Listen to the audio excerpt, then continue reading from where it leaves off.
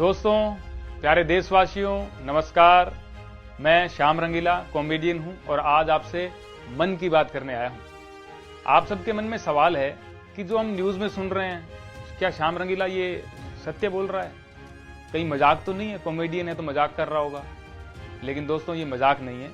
मैं वाराणसी से चुनाव लड़ रहा हूँ और मोदी जी के सामने लड़ रहा हूँ। पीएम नरेंद्र मोदी की मिमिक्री के लिए चर्चित श्याम रंगीला ने उत्तर प्रदेश की वाराणसी लोकसभा सीट से चुनाव लड़ने का ऐलान किया है। श्याम रंगीला अब पीएम मोदी को चुनौती देंगे। उन्होंने बीते सोमवार को ही ट्विटर पर इस बारे में ऐलान किया था कि वो वाराणसी से चुनाव लड़ेंगे, क्योंकि पता नहीं कौन कब नामांकन वापस ले ले। उनके इस ट्वीट को लोग व्यंग के तौर पर ही देख रहे थे, लेकिन अब वही श्याम रंगीला का कहना है कि वो इस सप्ताह के अंत तक वाराणसी पहुंचेंगे और पीएम मोदी के खिलाफ नामांकन दाखिल करेंगे। हालांकि कम ही लोग श्याम रंगीला की असल जिंदगी के बारे में जानते होंगे, तो आइए जानते हैं कि कौन है श्याम रंगीला और आखिर उन्होंने राजनीति के पिच पर उतरने के लिए वाराणसी लोकसभा सीट का ही चुनाव क्यों किया है।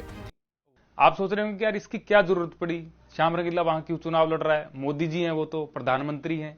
तो दोस्तों, भारत का लोकतंत्र जो है उसमें कोई भी चुनाव लड़ सकता है और मैं जो चुनाव लड़ रहा हूं उसका भी एक कारण है। और वो कारण जैसे हमने देखा है पिछले दिनों, सूरत में जो हुआ, चंडीगढ़ में जो हुआ, इंदौर में जो हो रहा है, तो मुझे लग रहा है कि कहीं ना कहीं वहां ऐसा नहीं हो जाए कि कोई है ही नहीं कैंडिडेट, लोग वोट किसको देंगे। अगर एक व्यक्ति भी किसी के विरोध में वोट देना चाहता है तो उसको अधिकार है वोट देने का, ईवीएम पे नाम तो हो किसी का। लेकिन मुझे ये डर है कि कहीं वहां भी ऐसा ना हो। तो मुझे लगा कि संसदीय क्षेत्र वाराणसी में जाने से ये प्रभाव बहुत पड़ेगा, मेरी आवाज लोगों तक पहुंचेगी और वाराणसी की जनता जो है वो भी मुझे बुला रही है।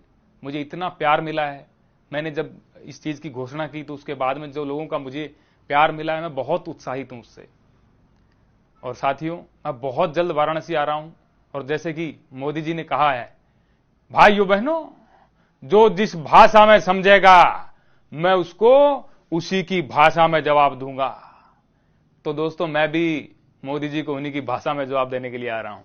चुनाव को लेकर दोस्तों मैं उत्साहित तो हूं, लेकिन मैं पहली बार लड़ रहा हूं, तो आप सबका मुझे सहयोग चाहिए होगा। जैसे आप सबका प्यार और सहयोग मिल रहा है, वैसे मुझे और भी सहयोग चाहिए होगा, क्योंकि मुझे ये नहीं पता है कि चुनाव में नामांकन कैसे दाखिल करते हैं, वहां पे कार्य कैसे करते हैं, ग्राउंड लेवल पे कैसे काम करते हैं।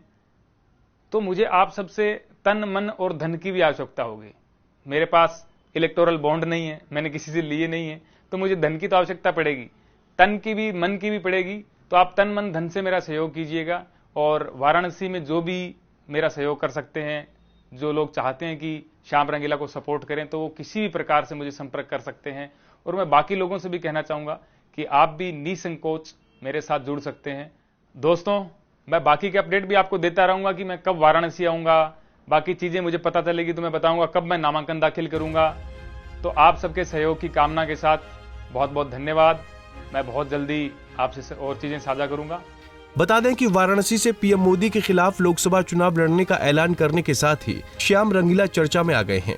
श्याम रंगीला पीएम मोदी जैसी आवाज में बात करने के चलते काफी मशहूर है और सोशल मीडिया पर उनकी तगड़ी फैन फॉलोइंग है। Bureau report, Punjab Kesari TV.